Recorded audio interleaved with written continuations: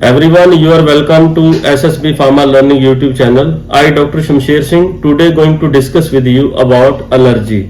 तो आज मैं डिस्कस करने जा रहा हूं कि एलर्जी क्या होती है, कैसे होती है, कौन कौन से आपको टेस्ट करवाने पड़ते हैं इसके लिए, what are the different type of the laboratory test and how you can treat this allergy. आप इस एलर्जी को कैसे ट्रीट कर सकते हैं.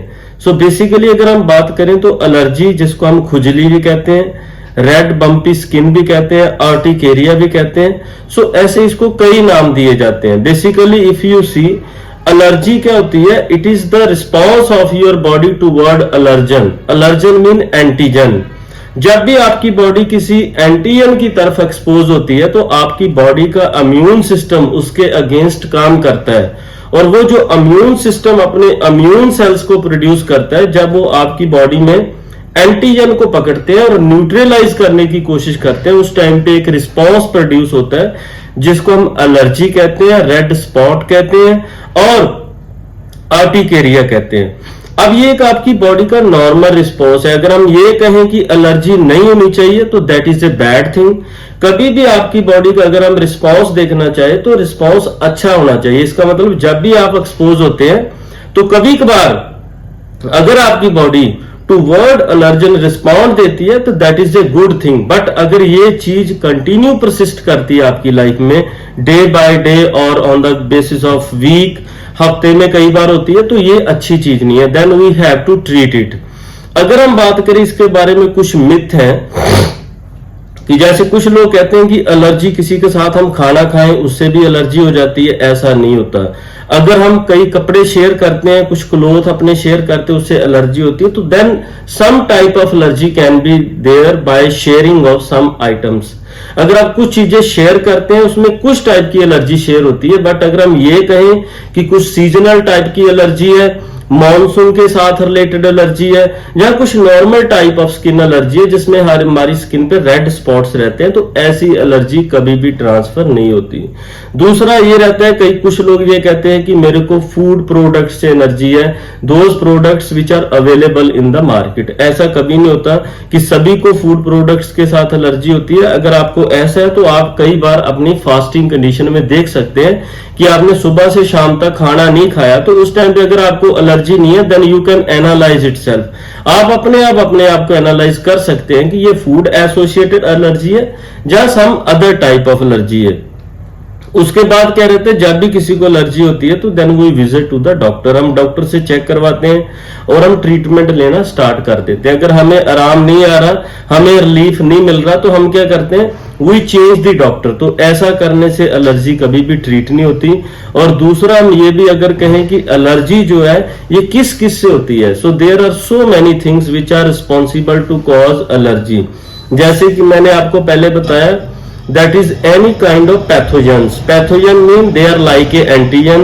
They can be bacteria, they can be viruses, they can be fungal strain or some other kind. They can be chemicals, that can be from pets, that can be from the dust.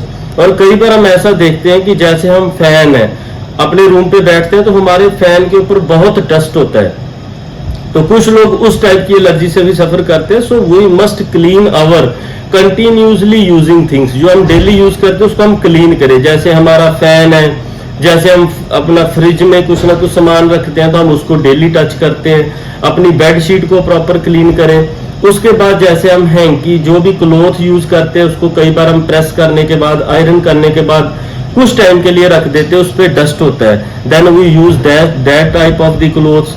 उसके बाद अगर हम ये बात करें तो sometimes small childrens and students, college students, वो क्या करते हैं, अपनी बुक्स को कई बार उठाते हैं और कई बार उन्होंने वो बुक्स को यूज भी नहीं किया होता from the last 1 or 2 month, उसके ऊपर डस्ट पड़ा होता है. सो ऐसी चीजों से भी हमें एलर्जी होती है. These are the very common cause of the allergy. अगर हम देखें सबसे ज्यादा जो एलर्जी रिपोर्टेड है that is 10 to 20%. It is in small children, छोटे बच्चों में पाई जाती है. एंड ओनली 3 to 4% और maximum 5% of the adults they are suffering from the allergy. अब मैं आपको ये बता देता हूँ कि क्या सिम्टम्स रहते हैं अगर आपको एलर्जी है. Suppose if you have any kind of redness and red spots which are appeared over your skin, आपकी स्किन के अगर आपको रेड स्पॉट्स दिखाई देते हैं, कंटिन्यूसली आ जाते हैं, चले जाते हैं, तो ये एक एलर्जी का साइन है।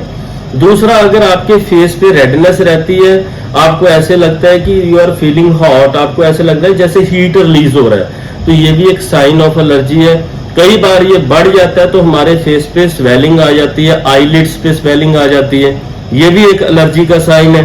अगर हम ऐसा कहें, some time we get allergy on the skin as well as some other parts, जैसे कि आपने देखा होगा कई बार एलर्जी से हमारे लंग्स में इन्फेक्शन हो जाता है या पस फॉर्मेशन हो जाता है, और वो लोग कहते हैं कि मेरे लंग्स में पस बहुत रहता है, बार बार होता है ऐसे, ये भी एक एलर्जी का साइन है। That's why whenever any antigen enter in your respiratory tract it can cause asthma like symptoms. तो उस एलर्जी को हम अस्थमा कहते हैं, which is associated with your lungs.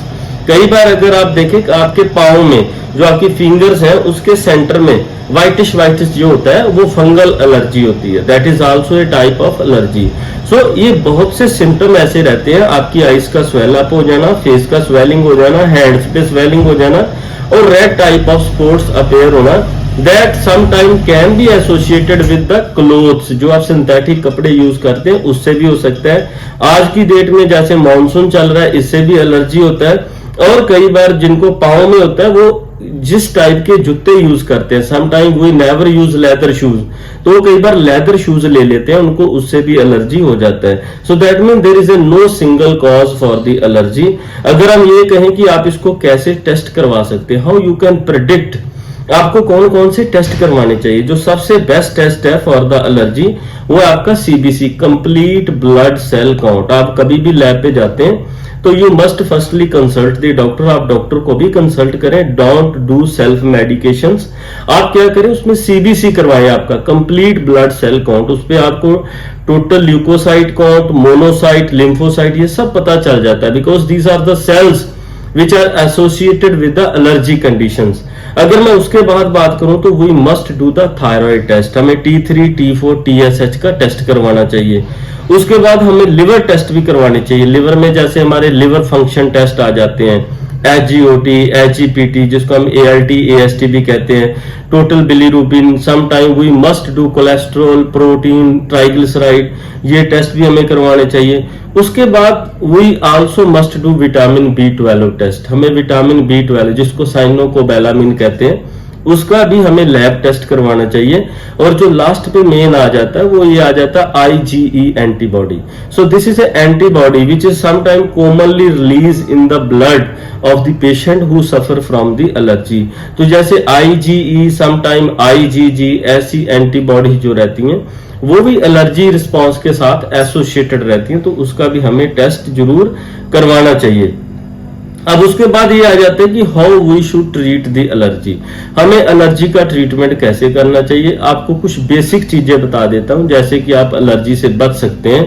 The common thing which are responsible for the allergy, जैसे मैंने आपको बता दिया, आपके घर पे डस्ट है, फैन पे डस्ट लगा हुआ है, जो फ्रिज है उसमें डस्ट है, या जो भी आप क्लोथ यूज करते हैं, you are using wet cloth, कई बार हम गिल्ले कपड़े पहन के बैठ जाते हैं, तो ये जो जैसे वेट क्लोथ है इससे भी कईयों को एलर्जी होता है। मॉनसून में कॉमनली लोगों को एलर्जी होता है। जहां मैं ये कह दूं कि sometime we use some type of synthetic clothes और सम टाइप ऑफ लेदर और अदर काइंड ऑफ शूज, इससे भी हमें कई बार एलर्जी होता है। और कई बार कई लोगों को फूड से भी एलर्जी होता है, because sometime you know that whenever they will take any kind of the packed food, जब वो packed food खाते हैं, because they contain sometime little quantity of preservative, उसमें preservatives रहते हैं, they are also responsible to cause the allergy, वो भी allergy cause करते हैं। अब ये क्वेश्चन आ जाता है कि अगर आपको ट्रीट करना है तो इससे आपको बचना